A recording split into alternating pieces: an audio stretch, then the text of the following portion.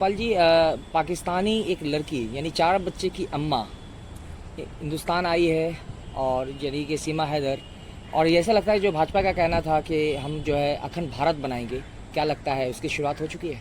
देखिए, पिछले 3-4 दिनों से मैं भी देख रहा हूँ, लगातार टीवी पर यही खबर चलाई जा रही है और कई एंगल इससे जोड़ करके देखे जा रहे हैं। लेकिन ये सब कुछ जब हो रहा है तो भारतीय जनता पार्टी की वो नीति, जिस नीति के तहत वो यूसीसी की चर्चा करती है, उस पर सवाल खड़े होते हैं।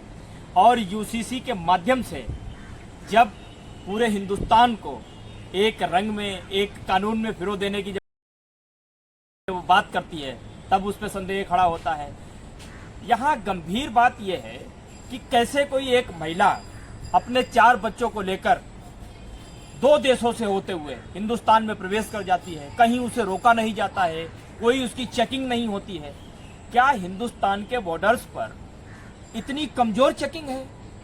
कोई अधिकारी नहीं है, कोई ऐसे पॉइंट्स नहीं है, क्या कोई भी आ जा सकता है? कोई निगरानी नहीं है वहां पर। सवाल हमारी एजेंसियों पर खड़े हो रहे हैं। क्या ये महिला खुद ब खुद चली आई है, या फिर इसको लाया गया है, या फिर इसको भेजा गया है? ये तमाम सवाल हैं और इन सभी सवालों के जवाब सिर्फ ऐसे नहीं दिया जा सकता है कि नहीं भाई साहब ये तो प्यार का मामला है, नहीं तो ये तो प्रेम का मामला है। प्रेम में तो लोग 7 समंदर पार चले जाते हैं, चले जाते होंगे 7 समंदर पार, लेकिन 7 समंदर पार जाना ये कहावत है। हकीकत और उसमें जमीन आसमान का अंतर होता है। एक महिला वहां से चली आई, आप वो जेवर एयरपोर्ट के बगल में रहने लग गई, 3-4 दिनों से रह रही है। तमाम मीडिया चैनल्स तो खैर इसलिए भी जा रहे हैं क्योंकि मैं हिंदुस्तान की मीडिया को जानता हूं, वो गिद्ध मीडिया है। जब तक टीआरपी की बू सचिन और सीमा से आती रहेगी, तब तक वो उन्हें नोच नोच करके खाती रहेगी, तब तक उनकी बाइट लेती रहेगी, यहां तक कि चाहे उसे पैसे देने पड़े। एक ही चैनल के, हमने सुना है, एक ही चैनल के 5-5 एंकर बैठा रखे हैं उसके चारों गिर, उनको पैसे दे रखे हैं सचिन और सीमा को, तुम किसी और को इंटरव्यू मत देना। क्या चल रहा है भाई?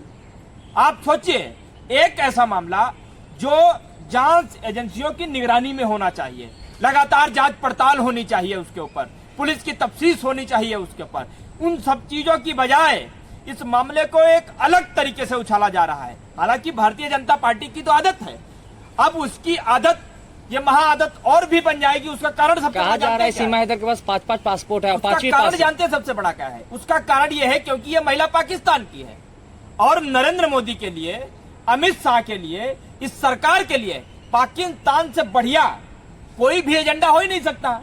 हर चीज को वो पाकिस्तान से जोड़ करके देखेंगे। अब उसमें वो हिंदू मुस्लिम भी करेंगे, अब उसमें वो वहां के रहने वाले जो हिंदू हैं, यहां रहते हुए अपने लोगों के लिए कुछ नहीं कर पाते हैं, लेकिन उनके लिए वो मसीहा भी बन जाएंगे। तमाम डिबेट्स उनके ऊपर होंगी, तमाम प्रवक्ता आएंगे, बैठेंगे, डिफेंड करेंगे उसको। तो ये तमाम तरीके की चीजें हैं। मैं जो समझता हूं, जिस एंगल से मैं देख रहा हूं, कि इस मामले में इतनी जल्दबाजी करने की जरूरत नहीं है। पहली बात तो जांच एजेंसियों के ऊपर सवाल खड़े होते हैं, और जो सवाल आपके ऊपर खड़े हुए हैं, उन सवालों को खत्म करने के लिए आपको सिरे से जांच करने की जरूरत है।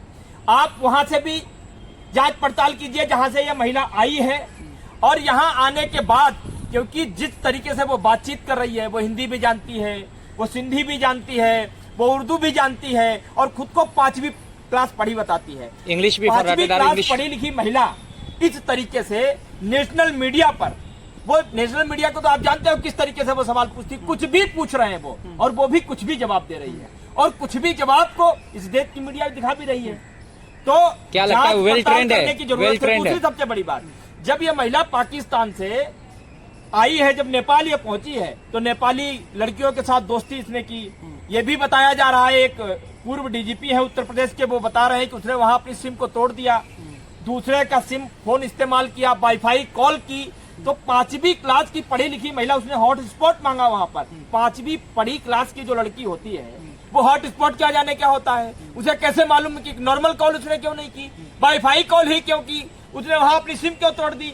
यहाँ वो जहां जहां से वो आती जा रही है, अपने हर एक वो जिससे वो कभी आगे चुंगल में फंस सकती है, कोई सवाल खड़े हो सकते हैं, कुछ और हो सकता है, परेशानियां बढ़ सकती है, वो सब डिस्ट्रॉय करती आ रही है, तोड़ती हुई आ रही है। इसलिए यहां जब आई है, यहां भी आकर के उसने एक नई सिम ली है, और आप सोचिए कि वो महिला हंसते हुए मुस्कुराते हुए जिस तरीके से टीवी पर वो अटकेलियां कर रही हैं, तमाम सवालिया निशान खड़े होते हैं। इसके पीछे एक बात मैं और कहना चाहता हूं। देखिए, अब अगर आप ये सोचे कि साहब आप तो प्रेम को नकार रहे हैं, आप प्रेम को संदेह के घेरे में खड़े करने की बात कर रहे हैं, आप प्रेम पे शक कर रहे हैं, तो देखिए प्रेम पर मैं तो क्या, आप तो क्या, इस पूरी ब्रह्मांड में इतनी ताकत नहीं है कि कोई प्रेम पे सवाल खड़ा कर सके, क्योंकि हमारा देश नहीं बल्कि पूरा विश्व, पूरा ब्रह्मांड, पूरी प्रकृति प्रेम की धुरी पर ही टिकी है। आपको क्या लगता है जो सीमा हैदर सीमा लांघकर भारत में आई है, पूरी प्री प्लानिंग के साथ आई है? देखिए, मैं ये तो कोई नहीं कह सकता ना, तब तक जांच टीम, अगर मान लीजिए कि इस तरीके की कोई भी गतिविधि है तो जो एजेंसियां लगी हुई हैं देश के बॉर्डर पर, सीमाओं पर, उनके ऊपर सवाल बहुत बड़ा खड़ा होता है। अब सोचिए, एक नॉर्मल सी महिला जो 5वीं क्लास पढ़ी लिखी है, बहुत ज्यादा कुछ जानती नहीं है, कहती है हम तो पबजी में हमको प्रेम हो गया सचिन से, हम इसलिए चले। एक नॉर्मल सी महिला तमाम बॉर्डर्स को, तमाम एजेंसियों को चकमा देकर के हिंदुस्तान में जब आ सकती है, तो आप सोचिए ये मामला कितना और बड़ा हो सकता है, कौन कौन आ सकता है, कौन कौन आ रहा होगा, किसके ऊपर जांच पड़ताल जब इसके ऊपर नहीं हुई तो और लोगों के ऊपर भी नहीं हो रही होगी।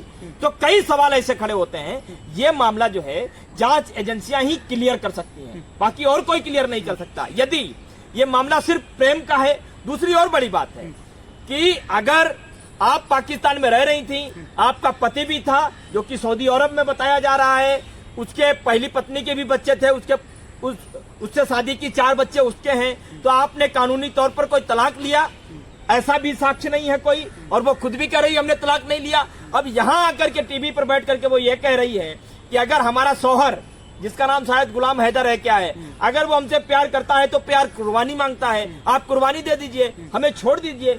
इस तरीके के तर्क, इस तरीके की लॉजिक, इस तरीके के बात कौन करता है, आप मुझे बताइए। सामान्य सी लड़की जो किसी से प्रेम कर बैठी तो वो सिर्फ इतनी बात ही करना जानती है कि बस मुझे तो ये अच्छे लगे, मुझे तो इनसे प्रेम हो गया जी, इसलिए हम चले आए, इससे ज्यादा और हमें कुछ नहीं मालूम है। अब प्रेम की सजा तुम जो देना चाहते हो तुम दो, लेकिन वो हर सवाल को डिफेंड कर रही है, ऐसा कैसे? इसलिए ये मामला बहुत संजीदगी से जुड़ा हुआ है। इस मामले की बहुत गहराई से जांच पड़ताल होने की सोशल जरूरत मीडिया है। पे वायरल हो रहा है कि जैसे वो सीमा हैदर मुस्लिम थी, पाकिस्तान से आई, वहाँ उर्दू बोले जाते हैं, कुछ आयत जो कुरान की आयत पूछे गए वो भी नहीं पढ़ पाई, ऐसा सोशल मीडिया पे वायरल हो रहा है। ये और क्या साबित करता है? नहीं, देखिए, ऐसा नहीं है कि वो मुस्लिम है तो उसे सारा कुछ आना चाहिए, ऐसा नहीं है कि जो हिंदू है उनको हिंदी बहुत अच्छी तरीके से आती, ऐसा इन सब चीजों पर मैं बिलीव नहीं करता, और ये सच भी नहीं होता है, ये बहुत अलग की बात है। लेकिन मामला हिंदुस्तान और पाकिस्तान की सीमाओं से जुड़ा हुआ है, और आपको मालूम है कि हिंदुस्तान के पाकिस्तान से संबंध कैसे रहे हैं, एक दूसरे को वो किस नजर